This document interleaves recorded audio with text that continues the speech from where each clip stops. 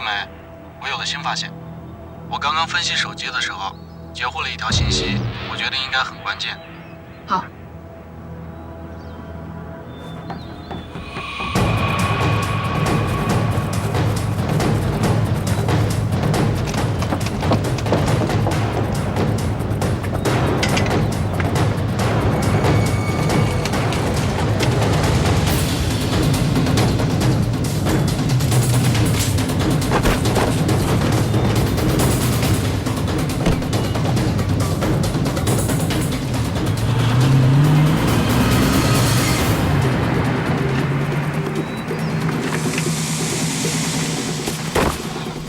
你没事吧？没事，快去追，有人质。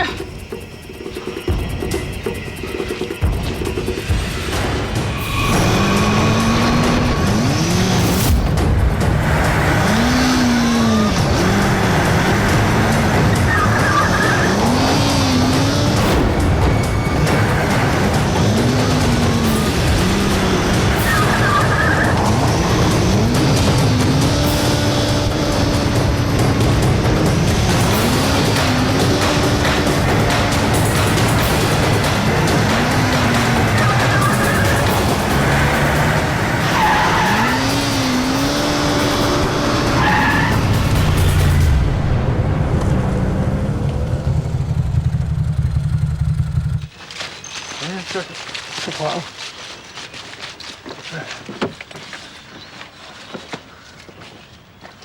小心点，有风。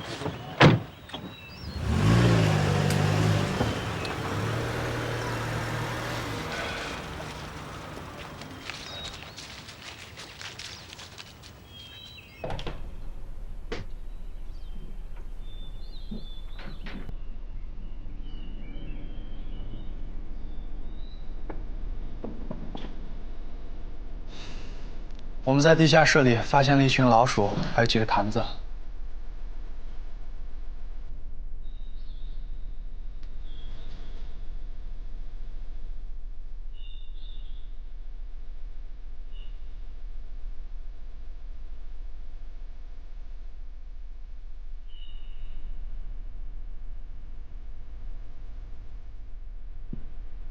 结婚戒指。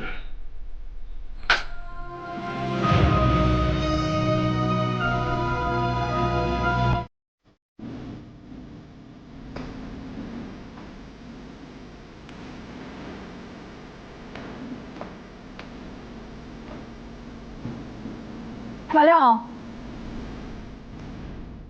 你怎么在这里啊？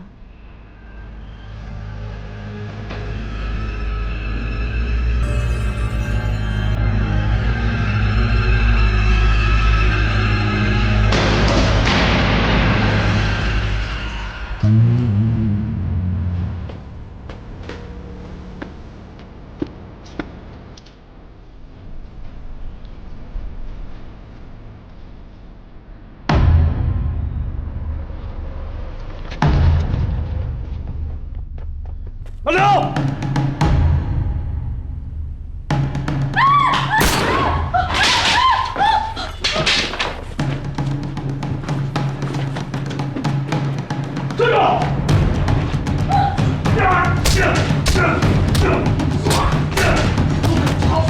站住！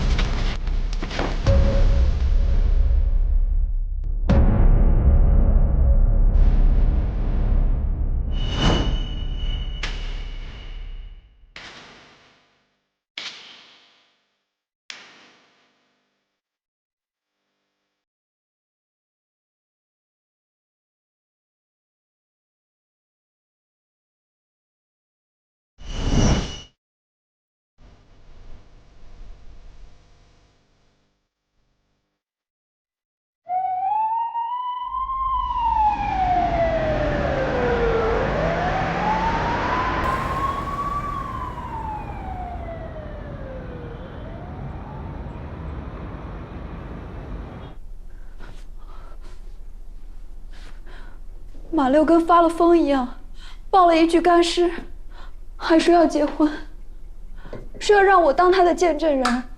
我跟他说，让他看清楚，赵芊芊已经死了。你怎么会出现在画廊？我去替我的丈夫拿一些帮助睡眠的药，我怕他在监狱里休息不好。你当初没有发现马流有什么不对劲吗？其实有点发现了，只是他是我的远房亲戚，我要给他一口饭吃。好吧，那你可以回去了，把伤养好了，阿信会带你回来做笔录。好，谢谢。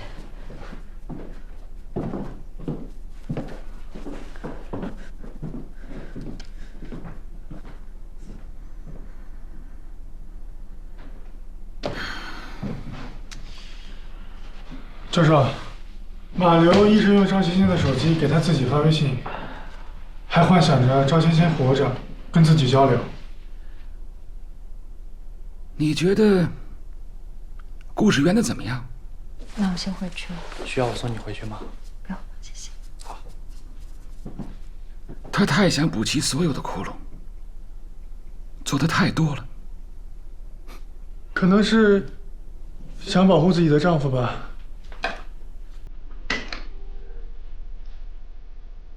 赵芊芊的真正死亡原因并不是因为撞击，而是因为从高处掉下来的摔伤。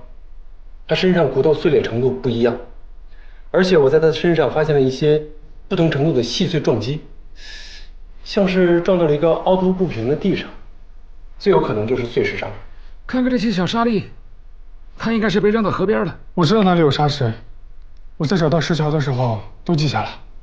能不能确定她是从头高摔下来10分钟之后给你答案。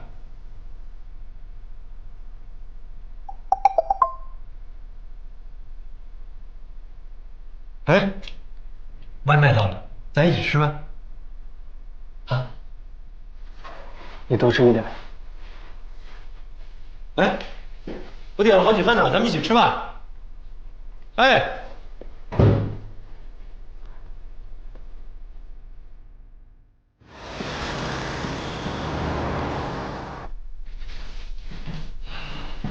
来吃早餐了。早晨这里只有包子。哟，买包子了，好啊！部长，一边吃一边聊故事。好，杨教授，案子不是结了吗？看起来是。看起来有一个其貌不扬、平时不会被任何人关注的一个男孩子，有一天遇到了一个非常善良的女孩子，刹那之间，爱情产生了，魔鬼也出现了。他为什么要放弃麦西呢？应该直接干掉麦西才对啊！等等，马流显然是不喜欢红色的，可是为什么他会让幻玉和莫非同时换上红色的裙子呢？马流家一个红色都没有啊！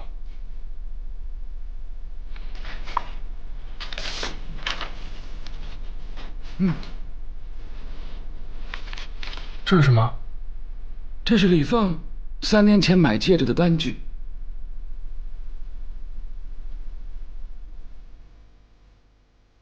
毕竟是撞了个人，估计有几年看不到外面的晴天。我原本订了2张机票，打算跟你出国玩2天的。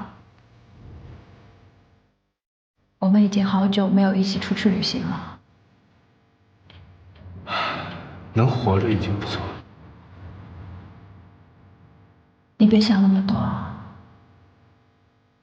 我等你出来。老婆，谢谢你。没想到最后，只有你陪在我的身边。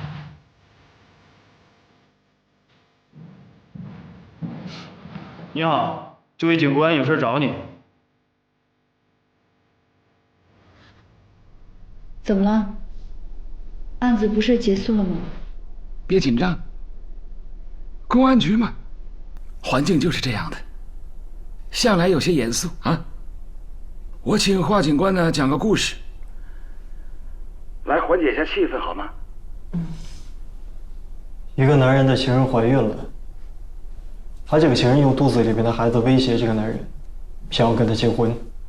但是这个男人担心他老婆还有身边的朋友知道，所以把他约到了荒郊野外，想要骑摩托车把这个孩子撞掉。说完了，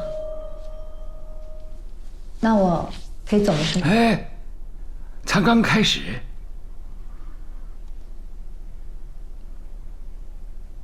但是她老公万万没有想到，她老婆竟然在后面跟着他，而且呢，把这个情人给救下来了。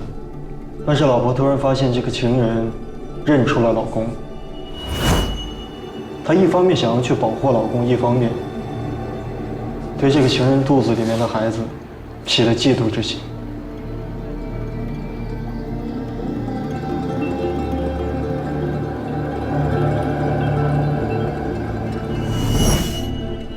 麦太太，如果是你，你会怎么选择？救人。可是，在我的故事里边啊，他的老婆是起了杀人之心。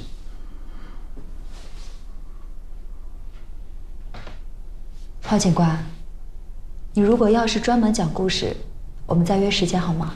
这个故事现在才开始精彩。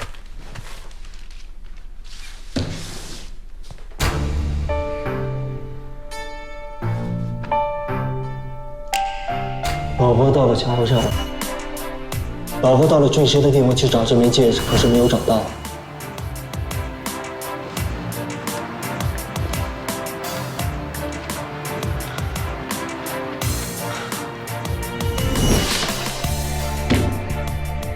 最后又买了一枚新的戒指。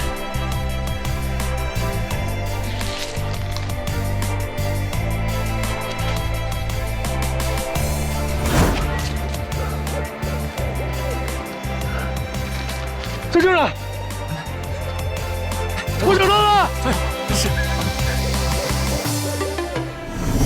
麻烦你帮我看一下，款式是不是一模一样？但是你不能拿走，因为上面有赵芊芊的血迹。好了好了，故事我来继续讲好吗？尸体总是要扛走的，但是以你的体力，所以想起来，哦，我有一个远房亲戚叫马流。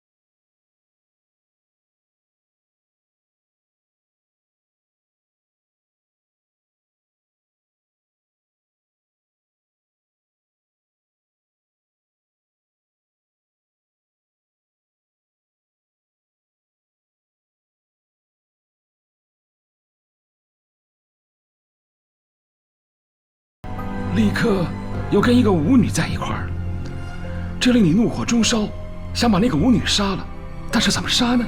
马流又不听你的话，他只听赵芊芊的话。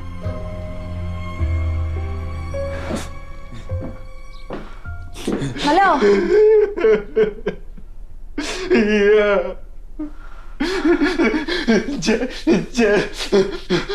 不见了。你是不是做什么事情惹他生气了？没有。你别哭啊！你别哭。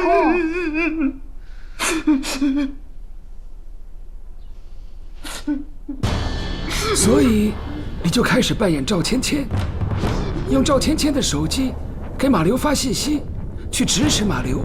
他毫不怀疑，听从所有的吩咐，甚至是把麦西约到桥上，将他推下水。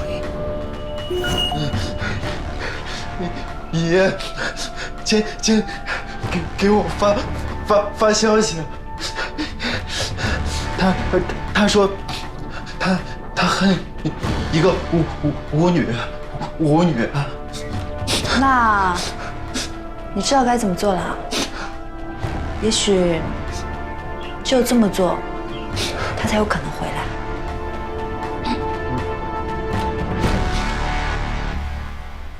是你告诉马溜如何处理尸体，如何抛尸。马溜一个这么鲁莽的人，但只凭他一个人，早就被人抓起来了吧？摔碎的手机所有的通话记录。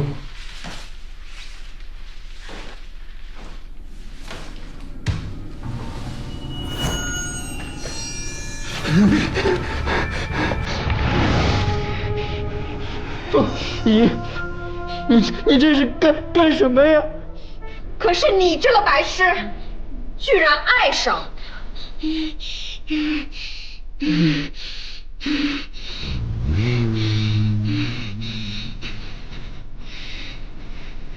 你想去见赵芊芊吗？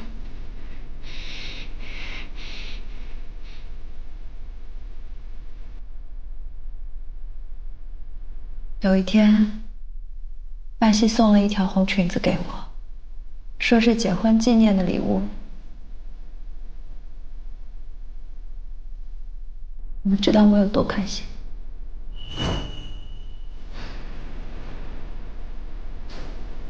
他给那些女人也送了红裙子，而且跟我的一模一样。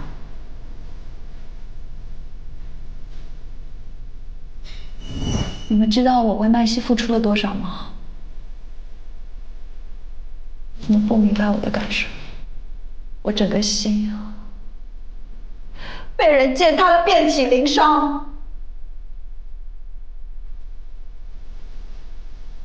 就是那些女人破坏了我的幸福，我有权利惩罚她们。所以你就唆使马流把赵芊芊强奸了，是吧？我跟麦西结婚20年，他特别喜欢小孩，可是我们在一起这么久，我没有给他生过一个孩子。他跟赵芊芊在一起才几个月就怀上了，那个时候他还天天陪着他，还教他什么水仙花，真够恶心的。你心里很清楚，你丈夫是不能生孩子的，对吗？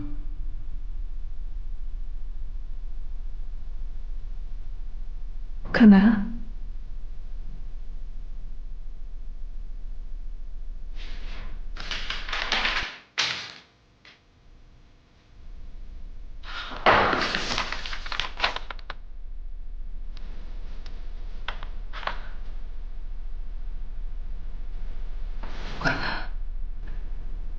不可能是马六的，不可能。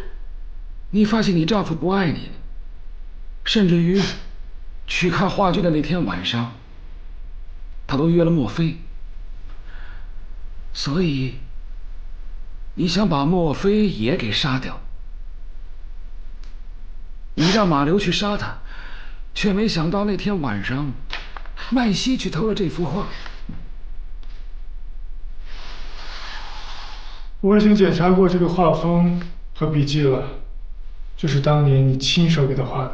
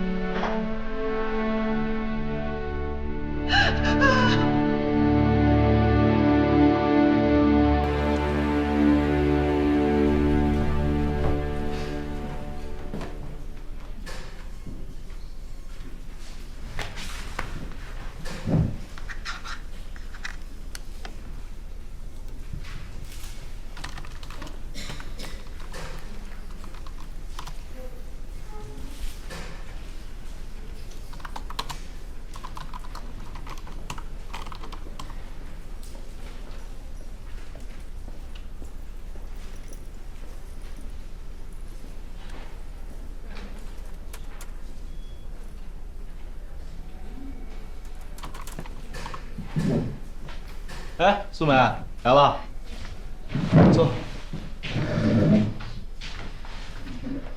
哎，你看这个水仙花可算是开花了，这是新生的意思吗？它的花语从来不是为了新生，而是为了爱情，不计回报的牺牲。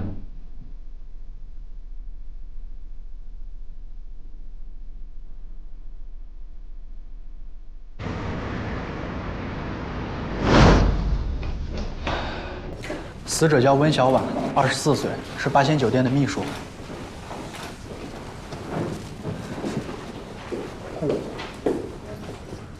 哎，信哥，你帮我查一下温小婉接触过什么其他人员没有？哦，哎，新墨西哥的黑帮分子一般经常会杀掉对方的帮派成员，然后呢，在死者身上写一行字，用来挑衅。再帮我看一下，电梯这个监控什么时候关的？好。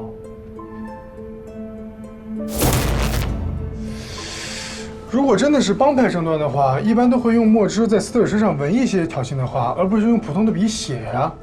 这样的字迹很容易被血液啊、分泌物啊等现场情况所破坏啊。如果真是想传递一些挑衅的话，那也太随意了吧？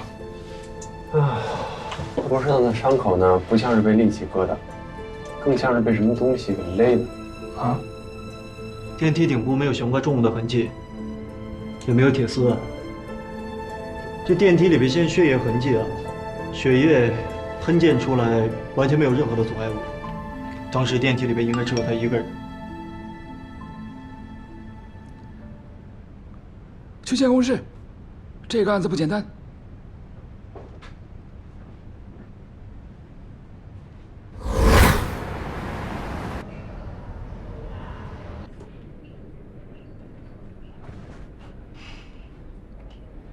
从监控资料看，温小婉的死亡就发生在这10分钟之内。哎，电梯内的监控呢？坏了，还没来得及修呢。案发时你们都在哪儿啊？在值班室啊。谁能证明？民警警官不是问过了吗？我们昨天晚上12点真在保安室喝酒呢。你不信你看那个监控。是啊。确实是。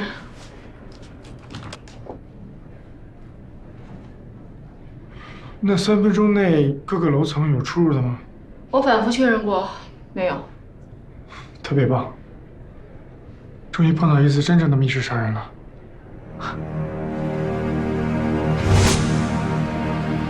电梯杀人是密室杀人的一个子类型，但是操作难度太大了。目前中国20年没有一个值得研究的案例。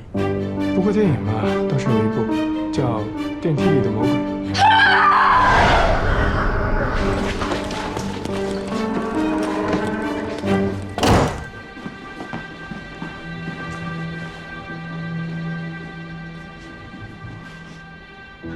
别看我，什么都没做。有鬼，站着的，电梯里站着的鬼。什么啊？尸体怎么可能站着？不可能。完全有可能啊，那叫尸体痉挛。人在临死的时候，肌肉强力收缩，迅速形成尸僵的样子，定格在最后姿势里。你别不信啊，真的，我见过好几种，我见过这种，我见过这样，见过这样，见过这样，好多呢这种姿势啊。1854年，在克里米亚的巴拉克拉瓦的一场围战当中，有一个士兵呢被炸死之后还能稳稳地骑在马上。一般只有在战争状态，肌肉高度紧张才会出现尸体痉挛。现在这个社会太难见了。别吵，啊！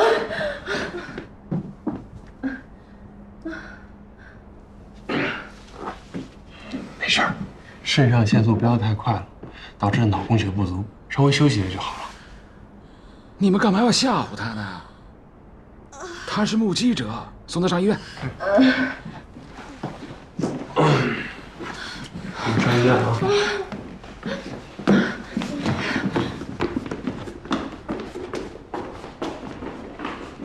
密室杀人的方法呢有8种，我们来一一排除啊。第一种呢就是遗失，从出血量来看，这不可能是遗失。见血的最高点在电梯顶部，必须有血压的情况下才能够见得上去。啊，那么还有第2种方法，就是使用。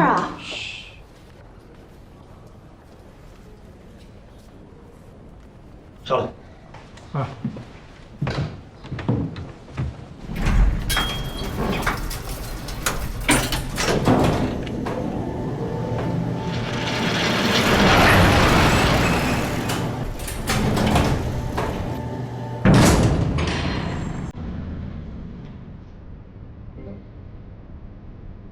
哎，那是什么呀？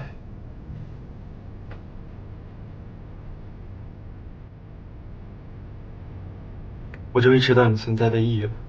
啊？蹲下。啊？你总不能让我来吧？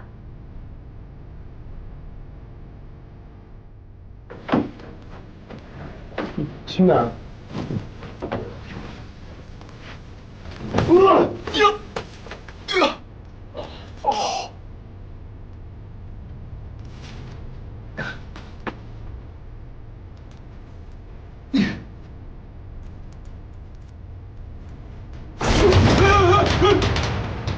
你不是忘了重开关了吧？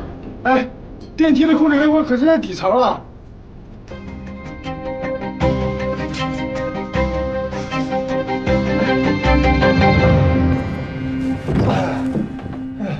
找到了。啊！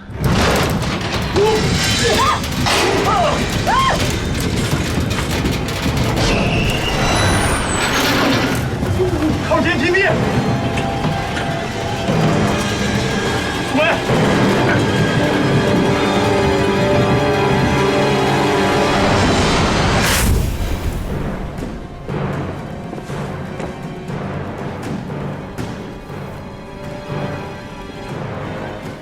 有轨电梯呢！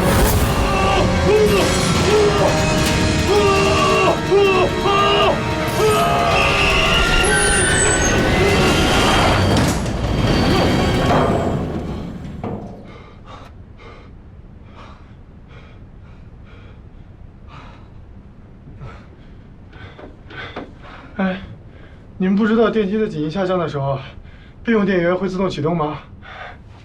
没事吧？没事。你们俩什么情况？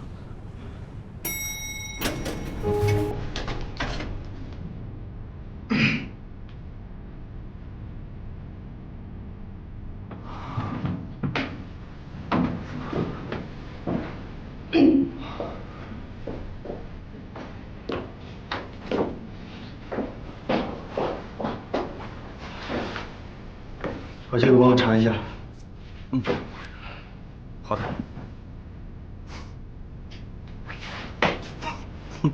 笑什么？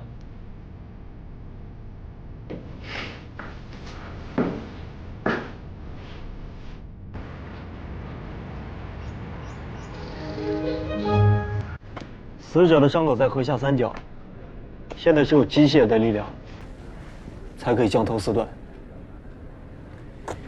那这个工具呢，就是这条项链。假释是需要验证的。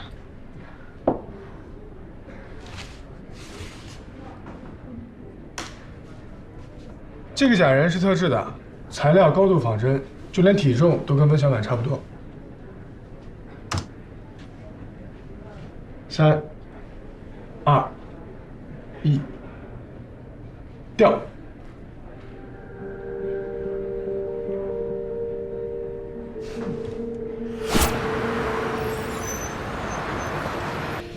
这个温小婉平时很孤僻，她的手机联络人居然不超过20个。和她联系最频繁的是她的男朋友杨子，每天平均有30个以上的电话。依赖型人格障碍，最头疼了。但是这种杀人的手法完全可以一个人独立完成，他也很有可能是自杀呀。这是他的淘宝记录，3天前还订了一堆吃的，货还没到。如果你是一个吃货，自杀之前你会留下这么大的遗憾吗？我就不会。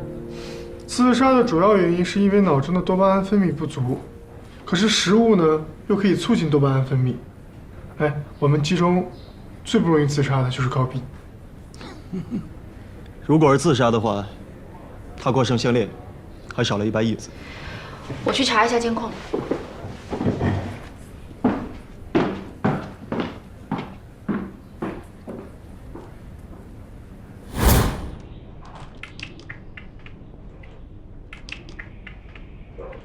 要不然你出去会儿吧，我工作的时候不习惯有人看着。我说什么话令你不高兴了吗？哦，还是我忘了低调啊。你是忘了要闭嘴。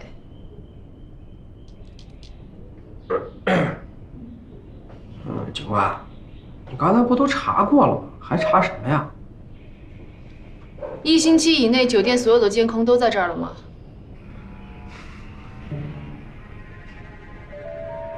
哎，你很冷吗？是厉鬼，厉鬼来索命了。什么？哎，警官，其实你查了也白查，因为这根本不是人杀人，是鬼。古老的诅咒又生效了，现在又一个祭品出现了。祭品？这座酒店是建在一座古墓的上面，我们现在所站的位置，下面埋的都是尸骨。我们老板为了钱，把人家墓都掘了。哎，现在真是报应啊！哼，真是可笑啊！这个社会了，还有那么多人迷信。哎，报应和命运的必然性，你有论证吗？酒店刚开张的时候就有人跳楼，当时那个死者穿着一身红色的衣服，现在变成厉鬼，终于来索命了。有效信息为0。老祖宗说过，阳宅要是建在阴宅的宅基上，则是五鬼六煞之地，里边的住户多半都会横遭恶缘。安静。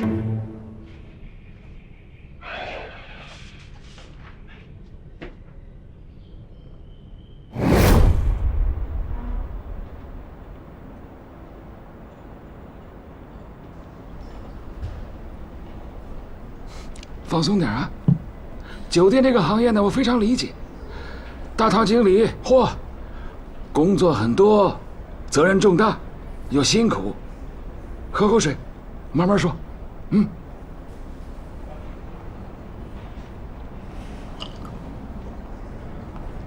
有鬼！酒店里有鬼啊！是啊，我一进来就觉得这里风水不太好。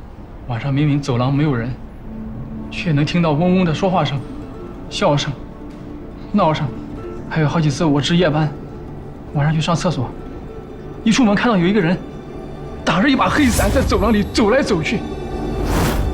有一次我都不敢出厕所门，在厕所躲了一宿。那既然是这样，为什么老板不找人来看看呢？不知道，我要辞职，我要辞职。好，那你辛苦了啊，好好休息2天。如果想到什么了，就告诉我们，好吗？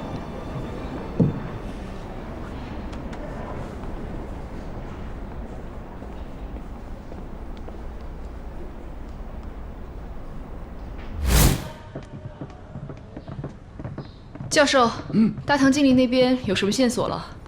就4个字：酒店有鬼。我倒是找到了一个鬼，老色鬼。老色鬼。我已经调查了，杨子有3天没有上班了，但是有人在6公里以外的酒吧街看到过他。那找人查一下，到底昨天晚上11点到1点的时候，有没有人能够证明杨子不在酒吧？好，我现在就去查。苏梅，这个酒店老板叫什么名字？他叫王金来。他人呢？还在找。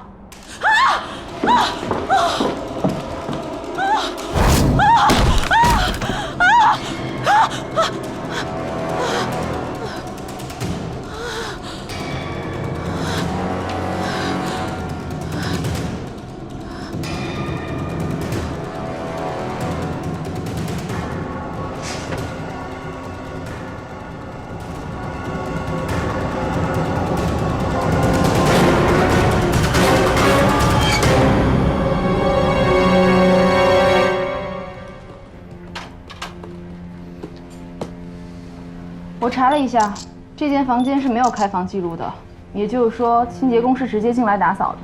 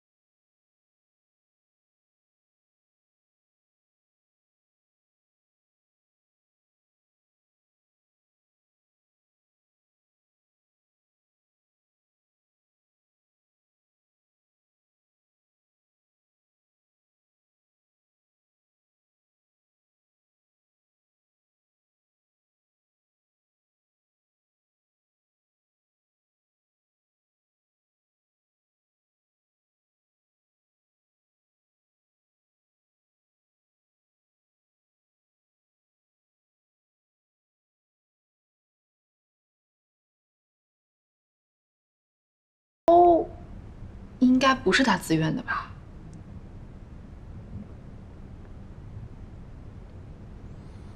怎么了？世界很大。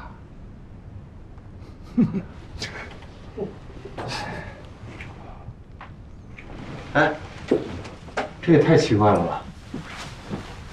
他竟然是被溺死的。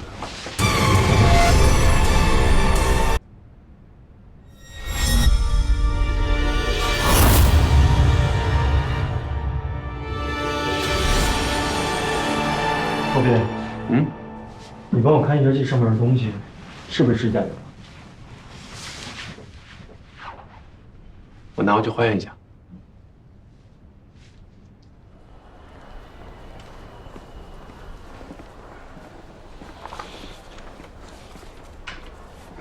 哎，医生，里面好了没？你看病吗？我不看病，我是说里面的病人。病人早走了呀？啊？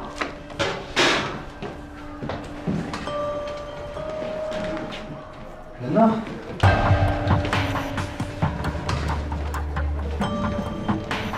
喂，他不见了。啊！喂！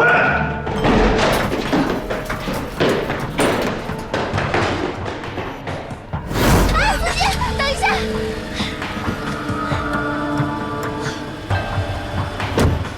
停车！师傅，快点快点！这是一变态，他追着我，我车费赔双倍。司机开门！走啊，师傅！哎，别给他看，师傅！我是警察。他骗人的，师傅，你快走啊！你，这是他的耳钉，你看。朱姐，你们俩玩呢？我没有，师傅，你别信他的。啊！这事儿你知道吗？这事儿我一个打工的怎么会知道？你在这个酒店里已经干了4、5年了，人又挺机灵的，老板的行为举止你多少应该知道一点吧？温小婉，我只知道她跟酒店的主厨杨子原本是男女朋友，但是前几天他们已经分手了。具体的分手原因跟王总有关吗？这个我真不知道。这条项链你见过吗？是不是去年温小婉过生日，杨子送给她的吗？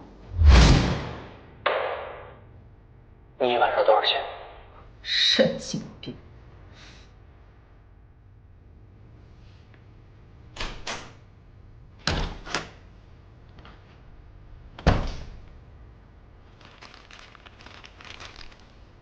自带工具，果然敬业啊！就凭这个，就说我杀人了？我检查了死者的尸体，发现他背后的边痕很专业。干多久了7年。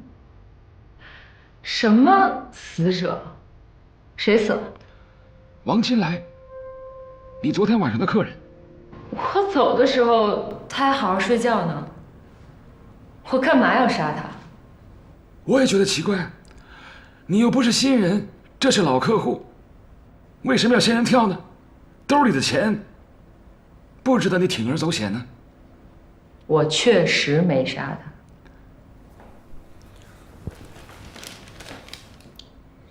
这杯子上面有你的指纹，经检测饮料里面有安眠药，是你在他洗澡的时候放进去的。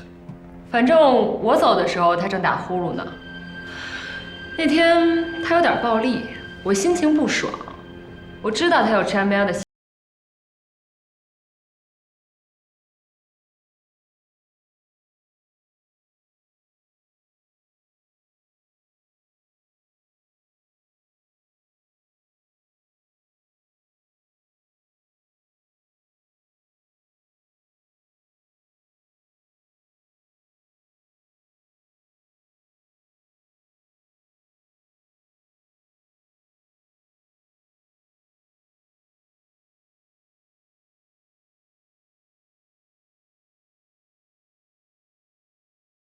其实也不难。我都说了，我没有杀人。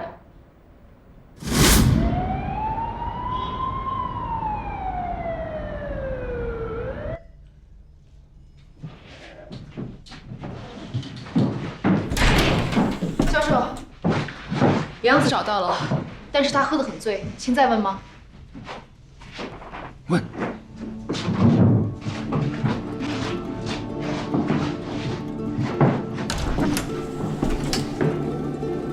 画龙找到他的时候就已经这样了，据说已经3天了。看来是真醉了。哎，你的酒。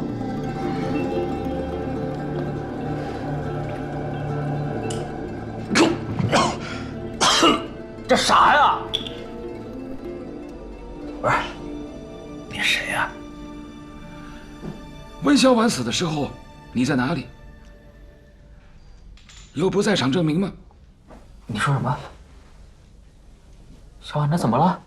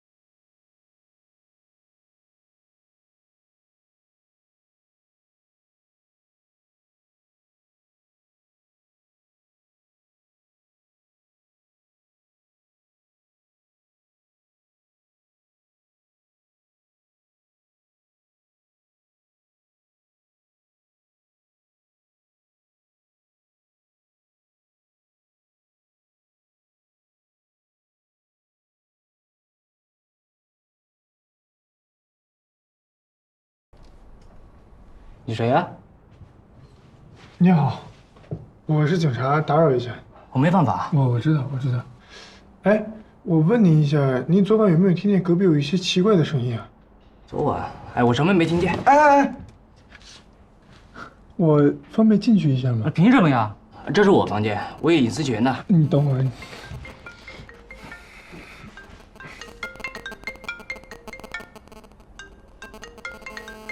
没事了，打扰了。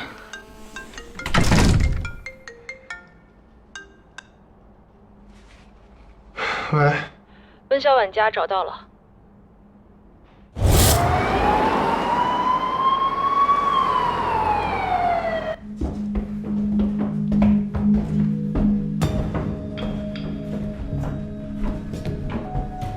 这就是小婉住的房子。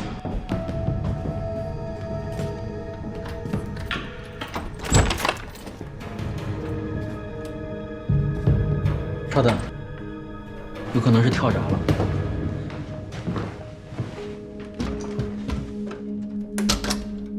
你倒是挺熟悉的呀。2年了，能不熟悉吗？小婉胆子小，每次跳闸都会打电话让我过来。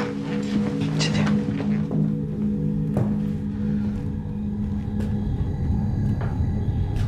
昨天晚上12点的时候，小婉打电话给我，让我去她的酒店。我怕她继续纠缠我，就应付跟她说等会儿过去，然后继续喝我的酒。没想到她可能是在向我求救。他还说了什么？他还说，记住我。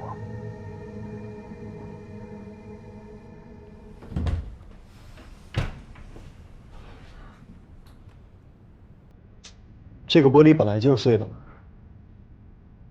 对，我砸的。温小婉是养狐仙是吧？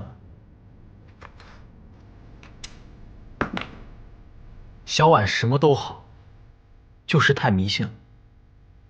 1个月工资不过3000多块钱，她拿出2000块钱去网上报星座塔罗学习班，甚至花大价钱买了这个玩意儿，说什么养狐仙。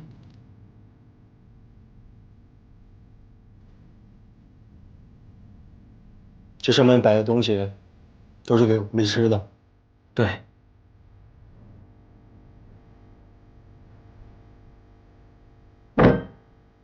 还有活鸡，有时候还会半夜起来杀鸡取血，说什么狐仙饿了，又托梦给他。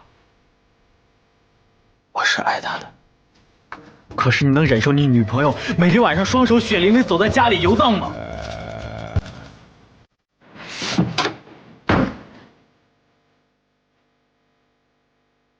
我向他提了好几次分手，他甚至跪下来求我别走。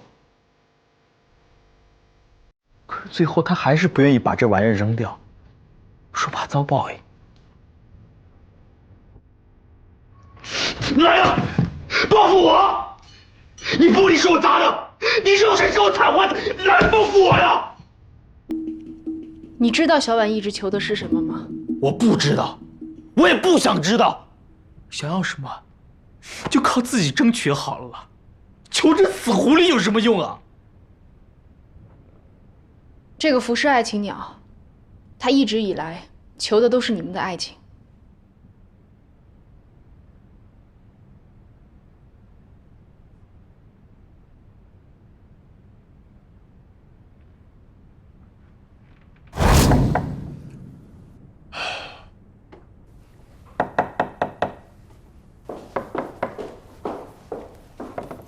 你好。怎么了？能不能帮我再开一下149的门？这间房间的空调你不是已经修过了吗？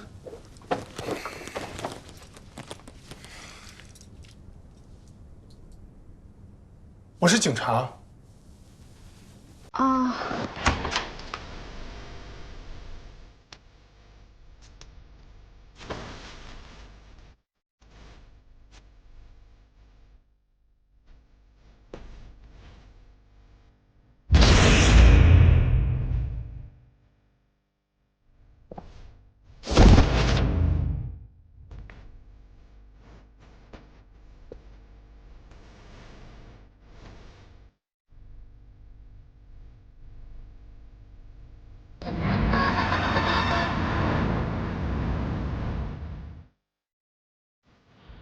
目前看来，杨子和钟贤都没有杀人动机。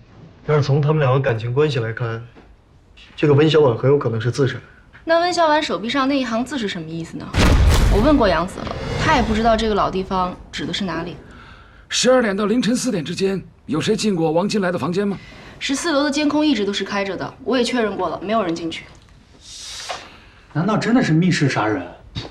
是密室，但不是杀人。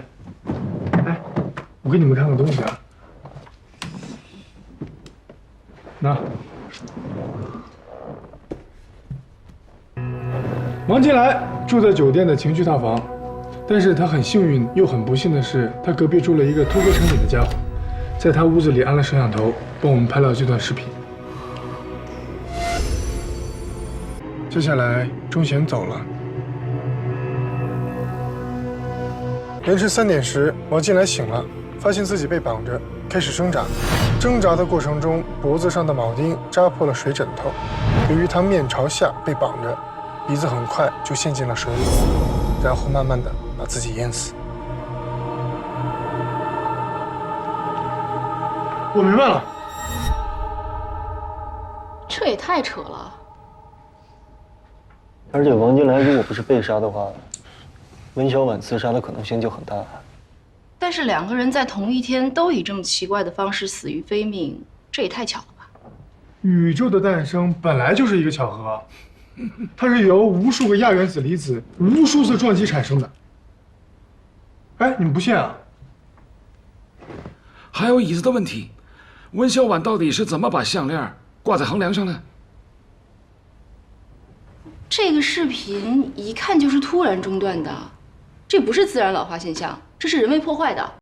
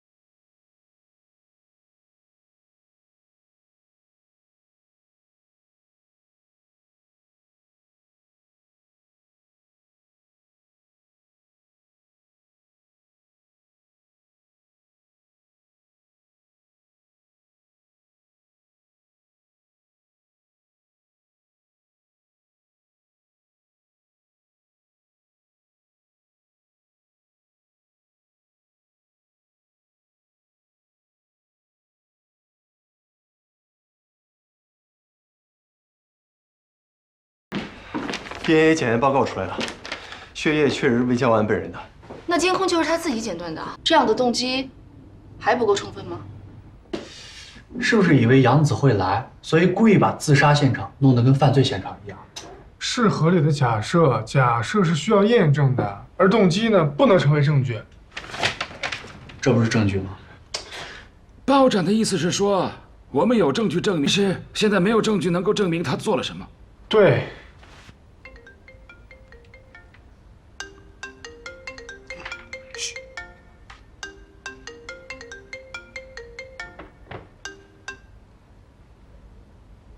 喂，救命！什么情况？你在哪里？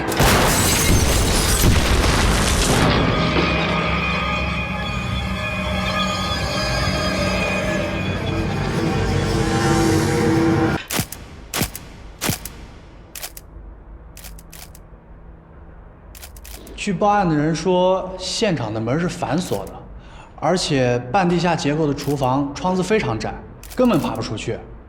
所以说，别太早下结论，说不定真是密室杀人呢。煤气管道断口异常的平整，应该是人为剪断的。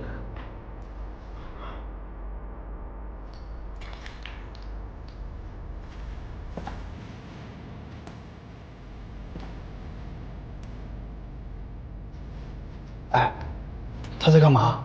如果我没猜错的话，他正在判断死者与爆心的位置关系。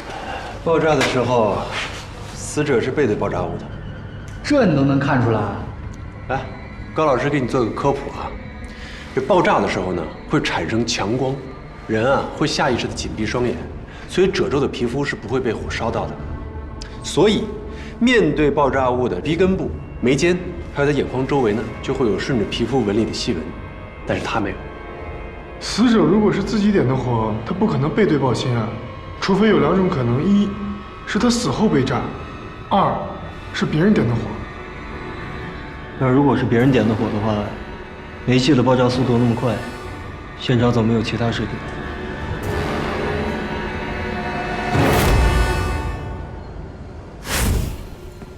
你们昨天真的没有人跟他说过话吗？杨子都被女鬼缠身了，这谁还敢跟他说话？这也太晦气了吧！是啊，现在他不就被女鬼招过去了吗？那你们当中，谁是昨天最后一个见到杨子的？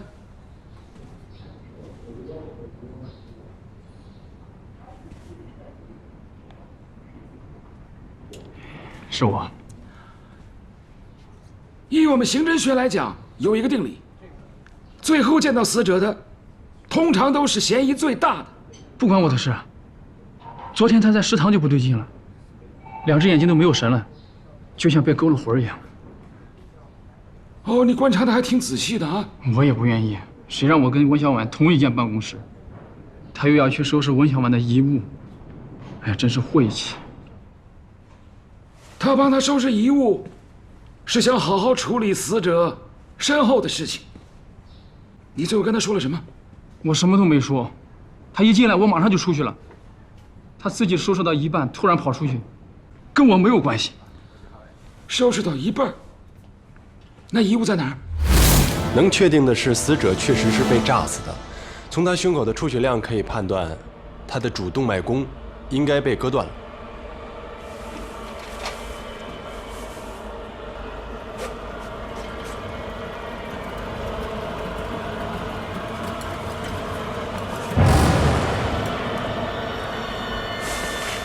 这个才是真正杀死杨子的凶器。哎，他不是被炸死的吗？这也算是被炸死的一种。这个碎片被爆炸力抛出去之后，成了一把锋利的刀，割断了死者心脏上最大的一颗动脉。而且你看这个速度，一定是爆炸所致。还有这个出血量，更能证明杨子是被爆炸所伤。不错啊，背得比我还熟。哎，我第一次看到有人自杀之前还在嚼口香糖。哎，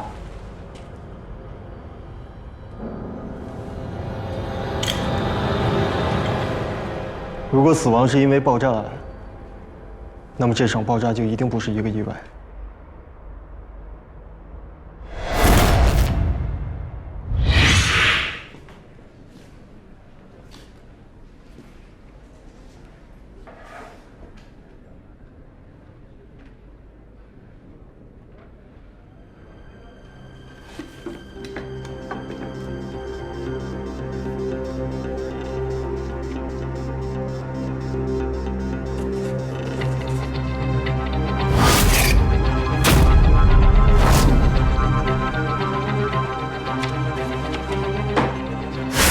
首先，他被打晕，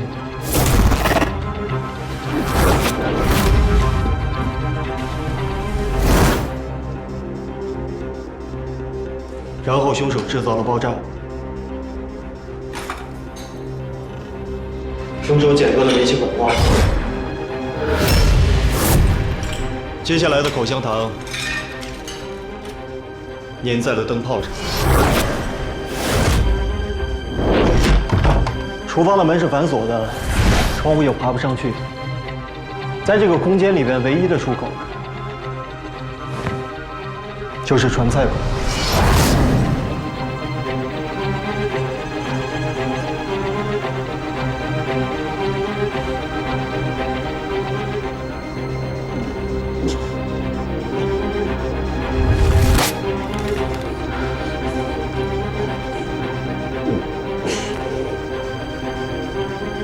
救命！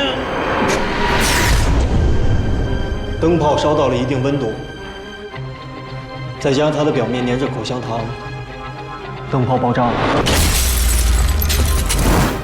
在一个泄满了煤气的空间里面，只要有一点火星，都会引起煤气爆炸。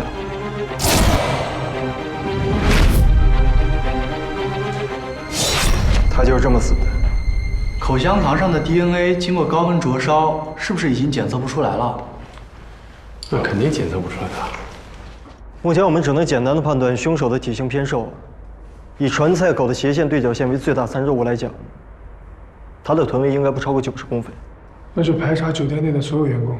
你为什么会认为是酒店内的员工呢？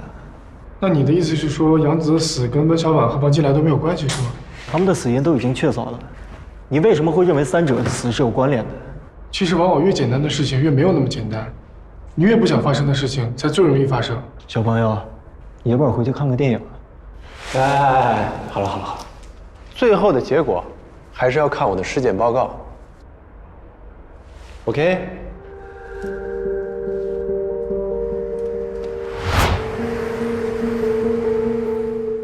我帮他调查了监控，这个罪犯要么是足够幸运，要么他就是对监控了如指掌。我觉得后者更靠谱。概率小，不代表不可能发生。可是我还有一个发现，你们想知道吗？看来不是从酒店监控录像里找出来的。我们要感谢1419的偷窥狂，他给了我们不少证据。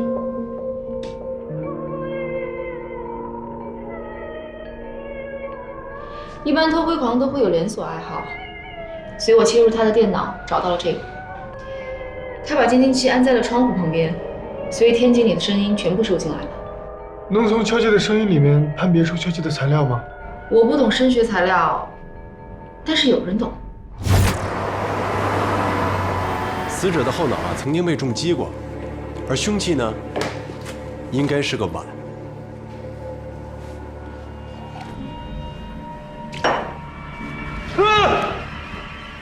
我跟你说，这个距离这碗肯定碎。陶瓷碗肯定不行吧？那如果要是金属碗呢？我在死者伤口附近的血液里边找到了很多金属残留，所以有可能是金属碗。我怎么老觉得这个酒店里有人故意逗我们玩啊？死者的帽状结膜大量出血，证明他之前被人拽着头发拖行了一段路程。如果不是复仇，案发现场应该离厨房不远，拖着头发，太费事了吧？还有更奇怪的，死者的眼角膜无缘无故的不见了。眼角膜不见了？要是有人花这么大功夫跟咱们玩啊，我们倒是应该好好的陪他玩玩。好吃吗？随便吃啊！哎呀，我一直觉得你们酒店的员工呢很奇怪，明明又时尚又年轻，怎么会跟我隔壁那个老太婆一样这么迷信呢？我们老板就挺迷信的呀。对对对，你有没有听说我们老板当初建这栋酒店的时候挖出来一个墓啊？那挖到冥器了吗？哎，大叔，这您都知道啊？原来他发了死人财啊！哎，这你也知道啊？怪不得这个酒店这么邪，原来他是偷了死人的东西，人家不高兴了，他还敢在这里天天待着，他一定是藏了一些护身符啊。有没有好像一些碗呐、金器啊类似的东西啊？聚财碗，专捞偏财，就这个。啊，这你也知道，我们老板当初就是从古墓里拿出来这样一个碗。不过听说，自从老板带了这个碗在身边之后，我们酒店啊就开始出现自杀、闹鬼的事儿。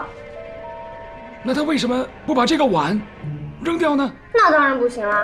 你看我们这酒店生意冷冷清清的，不过老板却偏偏莫名其妙的越来越有钱。这不就是那今晚的作用吗？那个碗经常后半夜从天井里传出声音来。话说10多年前跳楼的那个，就是从天井跳的。据说冤魂一直藏在酒店里，出不去。哦，哎，接着吃，接着吃啊！刚刚我用拟声器建了模，这个敲击声与筷子敲铜制碗边的声音有84%的相似度，同时碗里会有水，所以声波会更加复杂。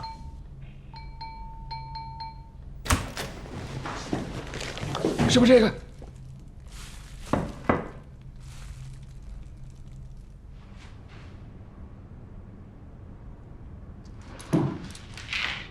可是呀，我们该交交心了吧？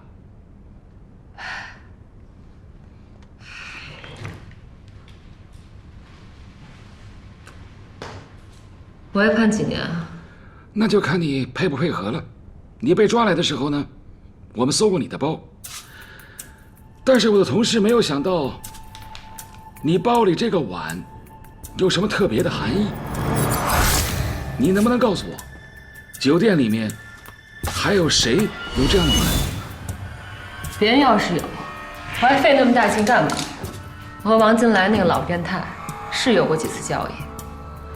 他随身带着这个金碗，有一次他高兴了就告诉我，这碗是几百年的古董。其实这个是仿古镀金的铜碗。不可能，我是亲手从他随身携带的包里掏出来的，不可能会错的。除非，是不是你们办公室里有人掉包？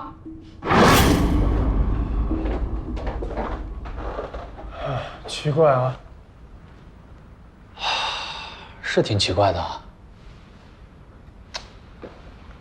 回字形的楼，风水中说人在井中就难以出人头地。你对这个还有研究啊？这上面写。哎，你快看，这酒店上上下下的员工都这么迷信，不可能不知道这大凶大煞的风水布局啊。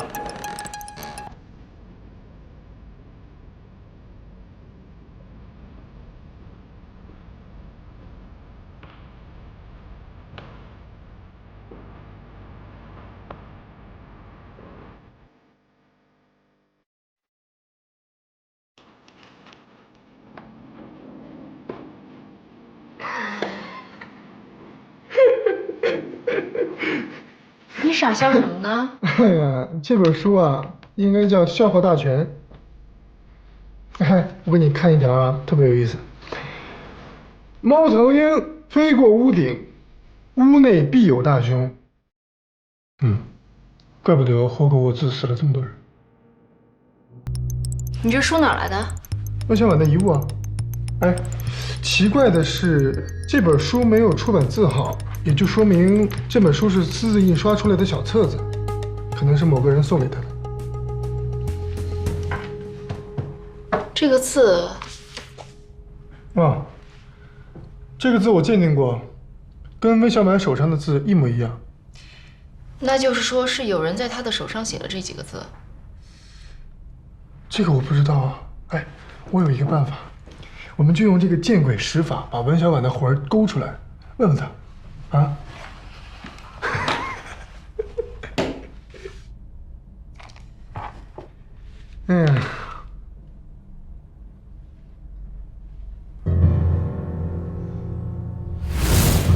还有更奇怪的，他的眼角膜无缘无故的不见了。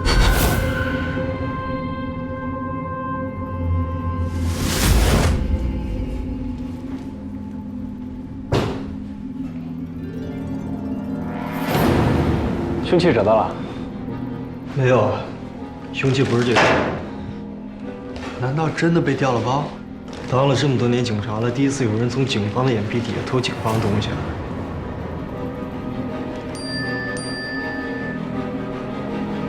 死者有没有被剪掉一撮头发？哎，杨子的头发有没有被剪过？他头上的头发被剪过，你怎么知道？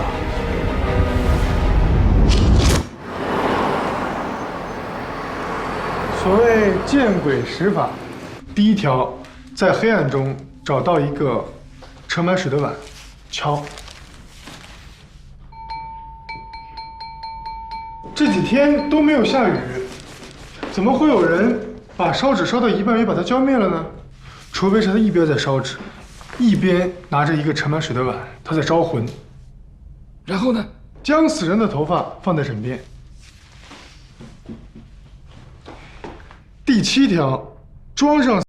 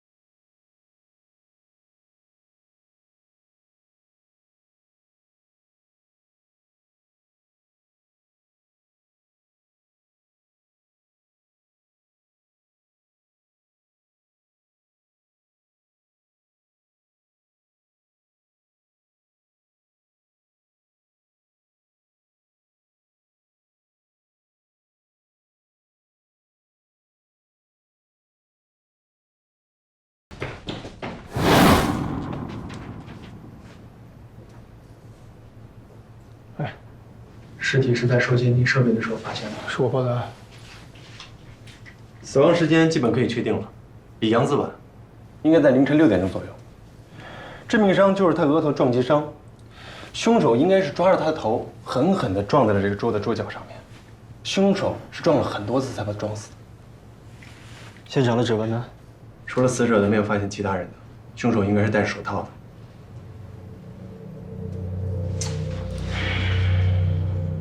他脖子上这个痕迹，应该是被凶手威胁的时候留下来的。一个非常理智的凶手，为什么不一刀捅死他，叫这么大费周章？这种杀人方法是有它特殊意义的。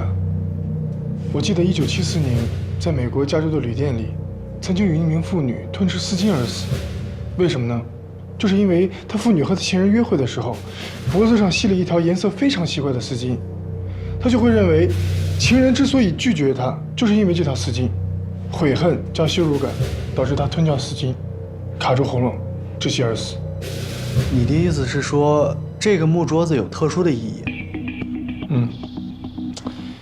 其实我早就觉得这个旅店奇怪了。徐淼，48岁，离异多年，在1419房住了半年。来 ，Coffee time！ 谢谢。那，你的咖啡。怎么了？今天状态好像不太好啊。这4个死者没有任何的关联，从现场的情况来看，不是专业犯罪。现在没有明确的线索。但至少我们可以肯定，凶手是一个非常迷信的人，因为他有招鬼的行为，而且他能够杀死2个正常的男人，一定不是女的，虽然块头有点小。但是现在我们什么都确定不了啊，没有证据就不可以并案处理。先从死者的人物关系入手看看吧。1419的房门没有被外力破坏的迹象，而死者呢又习惯常年挂着安全栓，就算服务员有房卡也打不开他的门。能让他开门的，一定是他最要好的朋友。我去查一下他的通话记录。哎，等等，还有这个，这是我在他枕头底下发现的。